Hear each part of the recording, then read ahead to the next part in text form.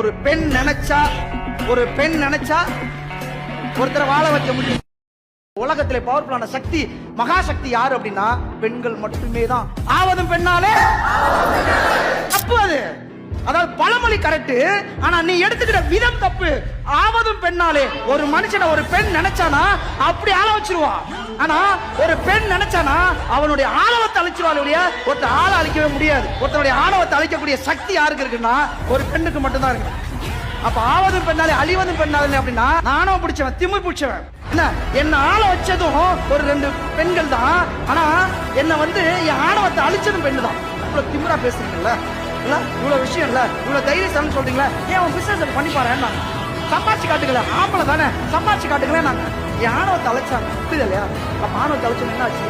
ஆவதும் பெண்ணாலே, ஆணவம் அழிவதும் பெண்ணாலே. அப்புறம் என்ன நிக்கிறது? ஆளா நிற்போம். புரியுதா? இந்த உலக